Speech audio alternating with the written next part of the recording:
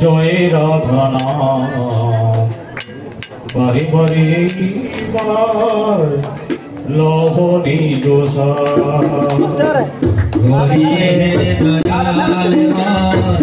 জয় রাধা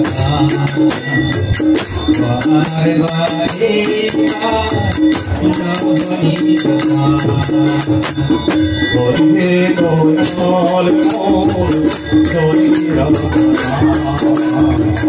বারে বারে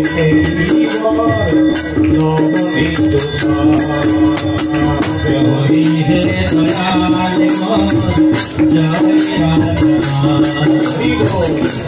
বারে বারে লোহনী দোষা বহু জনি গোপীনা লইনু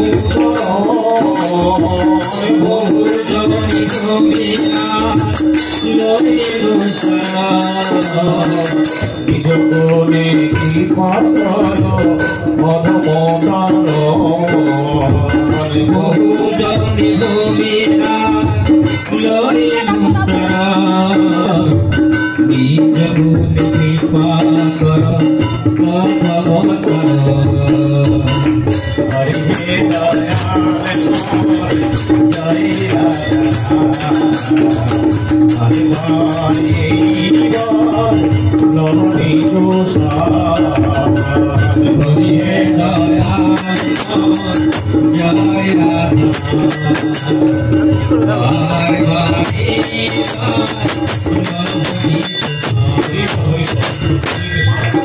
ভগবানের কাছে প্রার্থনা নিবেদন করছি আমরা সকলে এই হলো বিন্দু। তাই এই জগতে আমরা বারে বারে এসেছি, এবারে আমাকে এই বিকাশ জ্বালা থেকে রক্ষা করো।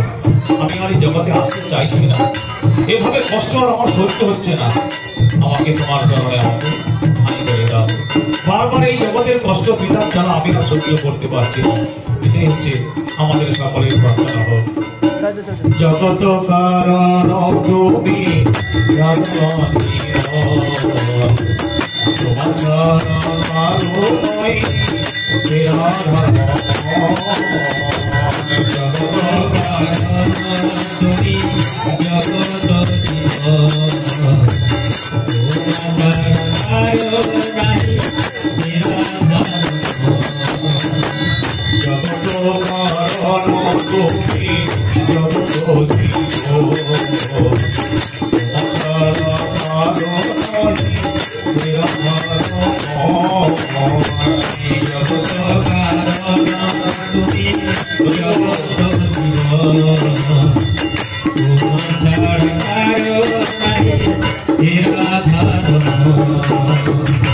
ভুবন মঙ্গল ভূমি ভুবনের মোতি ভুবন মঙ্গল তুমি ভুবনের মোতি ভুবন মঙ্গল ভূমি ভুবনের মোতি ভুবন মঙ্গল তুমি ভুবনের মোতি তুমি ওকে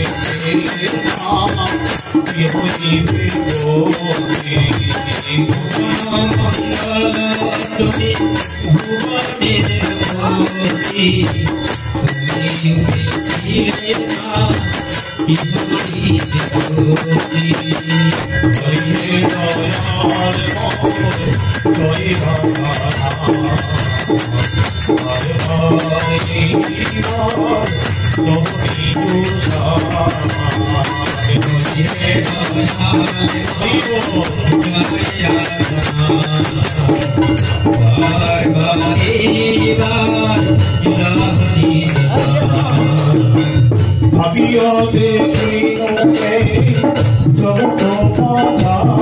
দেখি ভাবিয়া দেখি তুমি জগৎ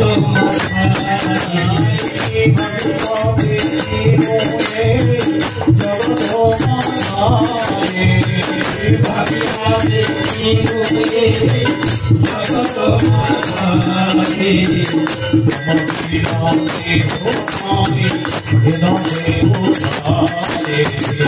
ভাবিয়া দেখিল জগত মাঝে আমি দেব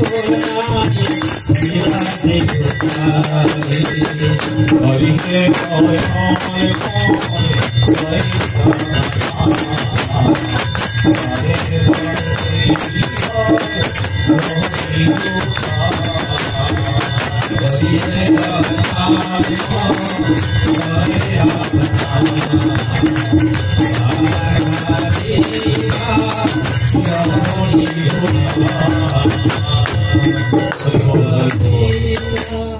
হরে কৃষ্ণ হরি বল।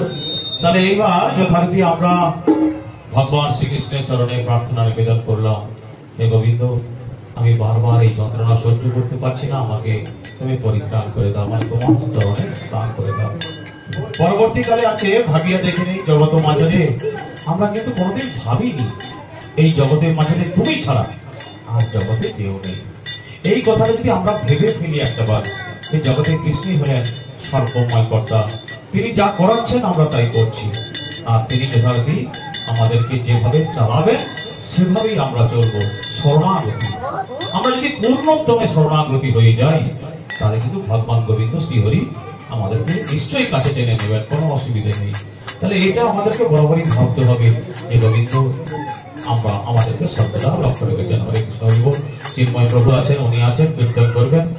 যেহেতু আমরা কীর্তনের জায়গাটা চলে এসেছি, শুধু একটা ছোট্ট করে গল্প বলবো, 1 মিনিটের সময়ের মতো, 2 মিনিটের মতো। সেটা হয়ে জায়গায় যে আমরা যারা বসেছি আমরা কীর্তন শুনতে যাই বহু জায়গায়, কিন্তু কীর্তনের যে মর্ম তা আমরা কেউ বুঝি না। কেবলমাত্র কীর্তনীয় সুন্দর একটি কণ্ঠ আছে, সুন্দর করে কীর্তন পরিবেশন করে, আর আমরা সকালে খুব হাততালিতে দাঁড়িয়ে দাঁড়িয়ে শুনলাম, আর সঙ্গে সঙ্গে 50 টাকা দান করে দিলাম বা একটা পুষ্পমাল্য প্রদান করে দিলাম যে প্রভু সুন্দর গাইছেন। আর যেতে রাস্তায় যেতে যেতে বললাম যে শোনো, এই যে আজকে নিমাই প্রভুর ধরে যে কীর্তনাটা আসলো না, কি সুন্দর গাইলো মাইনি, দারুণ গাইছে, সকালে যশ করতে করতে গেলাম। আর এই যশের